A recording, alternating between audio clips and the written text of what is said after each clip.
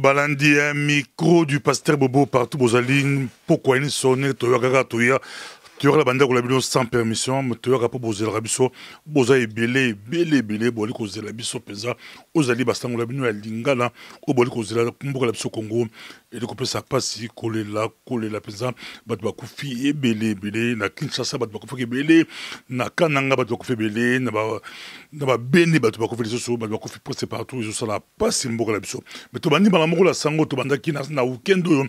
Tobengama qui bat téléphone qui est belé babi pasteur bobo yo le baga vérité ba information qui a solo penza yebi sabisu ya solo est-ce que Kabila babete masasi est-ce que Kabila akufi pour être un tweet mo tamola ki message mo bimaki balobi Kabila akufi mais biso na micro pasteur bobo na c'est belé bobenge tout répondre ki bino que Kabila akufité so Kabila akufi et quoi ata babete basati na c'est un mbeto et qu'il y a un service secret pour tous les présidents africains, tous les présidents du monde, un service secret, il y a américain, il y a français, il y a belge, un service secret beaucoup plus, il y a pays belé à mon israélien, il y a toujours un contact, tu peux faire un exemple, tout le monde va président Thomas Sankara, Marien Ngouabi, à l'époque, les réseaux sociaux, ils ont mais ce que Bété m'assassine na 6h, 2 minutes déjà, RFI, monde sienne les orango bané ma pesa bango ça service secret donc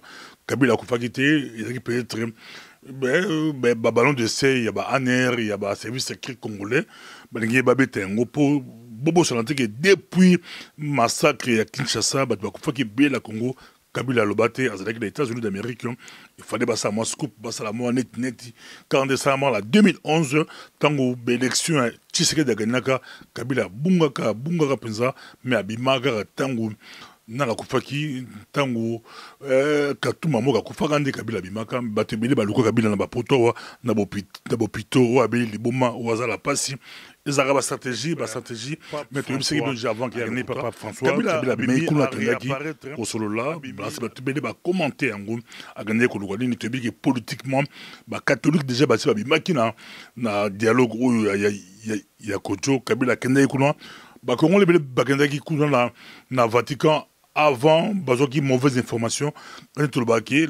mauvaise information renseignement ils ont ma casse na parti politique ils ont ba renseignement ba groupe ils ont ba renseignement ça politique de chose la renseignement ba Congolais ba kendaki la Vatican cause la Kabila déjà avant c'est ba Kabila avant mais Kabila zaki a été tant ba zongi bamboka la bango bazongi ba Belgique bazongi ba États-Unis bazongi ba France bazongi ba Chine bamboka ba fanda kata ba zongi Kabila yi donc bazoki mauvaise information tu éviter dans la PC bango ça peut aussi être à niveau de présidence il y a Kabila ba PC mauvaise information pour ba dérouter ça guerre information tozongi na mboka la biso Congo boli ko tala kaka na niveau il y a Bakor, il y a Kojo, vendredi passé, Bakor, il y a Kojo, Tobandi Nango, Metorokita, Bakor, il y a Kojo, et Pessi, Kabila, avantage à Nengi Amokete, avantage à Kosagalate, Babi, projet d'accord politique global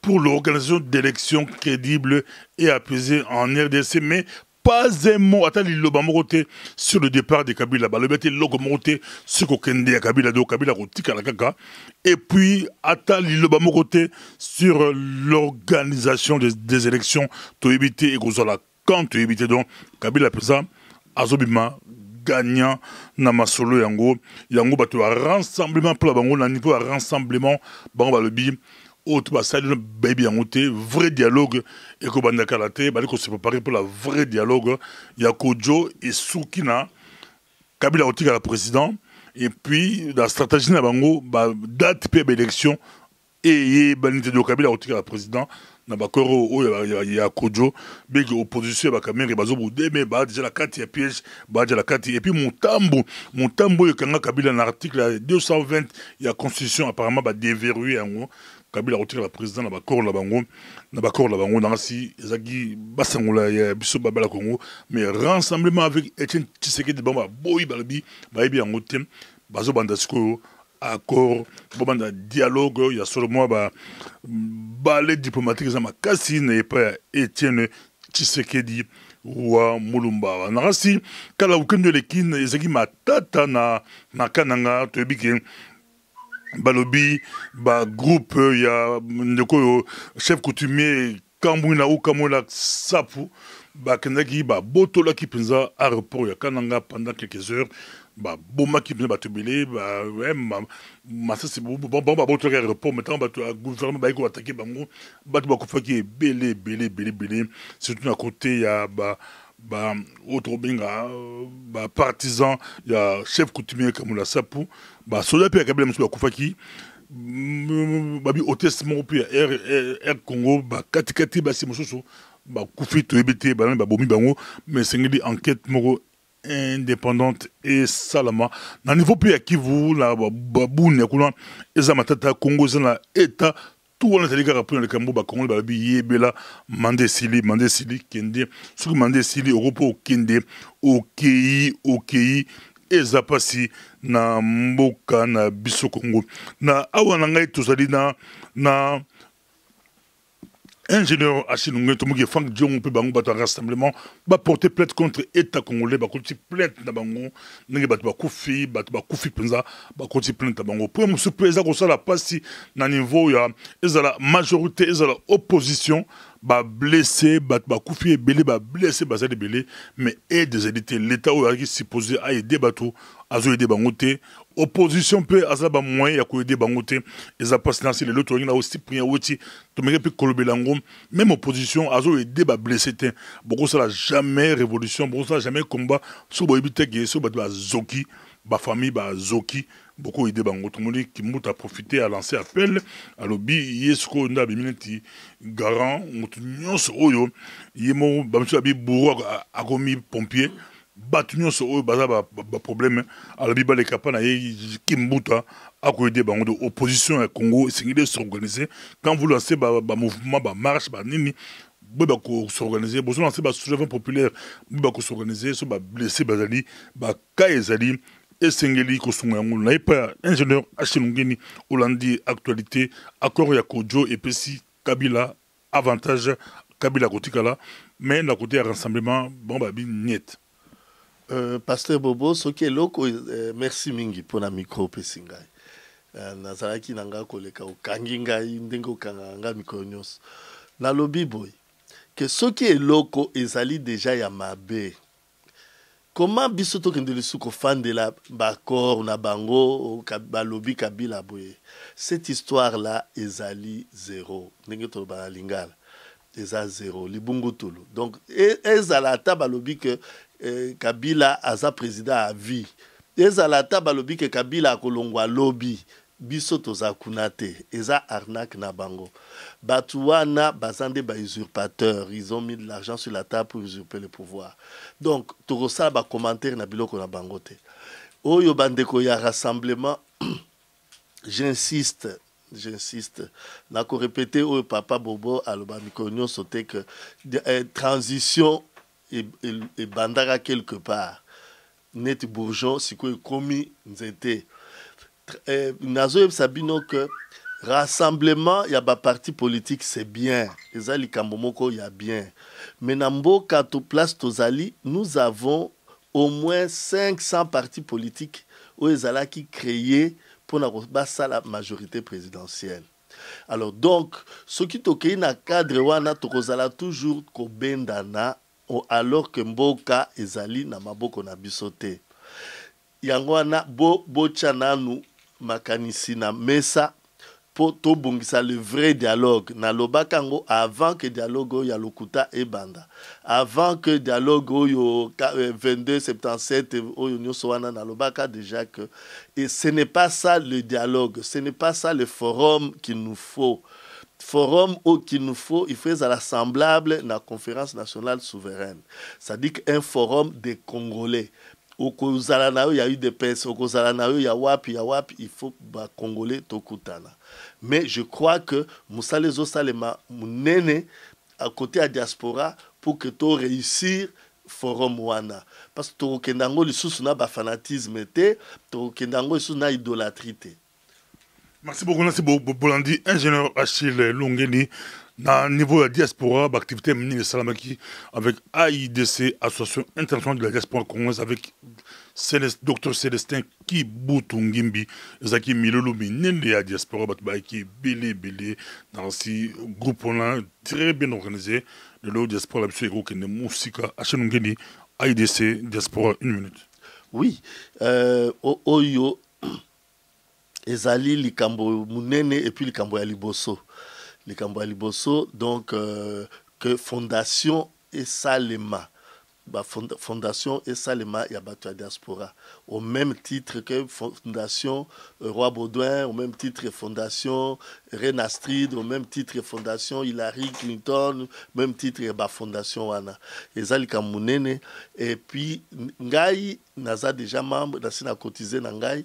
Mais nazo senga la bandeko que botala qui fanatisme pe nauti kolobango. Il faut combien cotisation combien? Cotisation à membre ordinaire ezali 8 € par mois, mais to sengeli to futango 100 €, ce que ça le calcule et comme ezali 100 € ou 100 $. Voilà, 100 € pour na bao bazali ou 100 livres.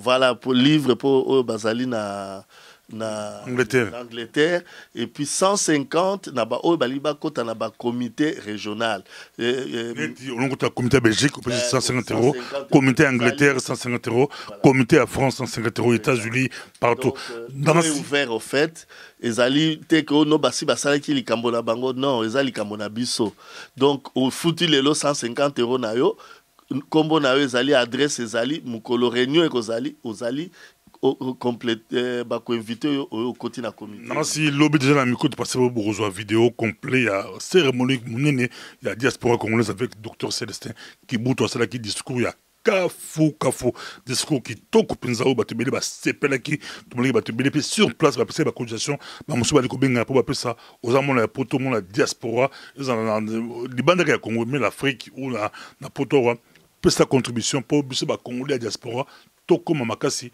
lokola ba yuda lokola ba arabe lokola ba turc toko makasi financièrement pour biso on a ba parti politique ba association mais la caisse na bango libungu tolo bazana eloko moté toza makasi te pour toza na makasi c'est to ba ko cotiser yango docteur Célestin Kibutu ay lango la biki toza na makasi AIDC ya biso chobana ya diaspora ezala ki micro du pasteur Bobo nakasi ba congolais pe ya poto basala ki marche modèle to bomon extrême qui avec Henri Mouké ezala ki avant marché banda tout ça qui na Henri Mouké bolanda ye nan de pe ya belge mondele ye pe meke ko s'exprimer avant marché banda ezala ki marché ya kafu pour la solidarité na bandeko bakufi bandeko opposition ba décréter 3 jours ya deuil national biso la micro de passer boto sur décréter qui ba deuil national déjà avant pour Congo a celle nanu yango te ezalaki basango na biso penza ya pokwa na lelo to ali kotali la bango kotali la penza to baki Kabila azali na Vatican bakotani la pape François babi basolo nini to ebité basolo nini ba tebe ba commenter to ba photo na Facebook par le bi Kabila qui ko senga ouais babi ba imur pose la bien ba imur be la Facebook babi qui Jean-Paul II a tourné et on a Jean-Paul François a tourné Kabila dépose au pouvoir au bomi déjà boni petit il y a le lobby à Bobika Moko de ce moko petit zokosa donc zaki imur ya pourquoi lelo au étant bon na réseaux sociaux benza imur pose la bien mais tout ça la mawa to la pasi pour na mboko la biso Congo nzambia sunga peut-être que batimiso ba ko espérer que papa ebsera que petit tika makambona tika bokonzi to sukisi awa lisolo na o ya Rome ezali kokende Rome ezana ngolo komunene te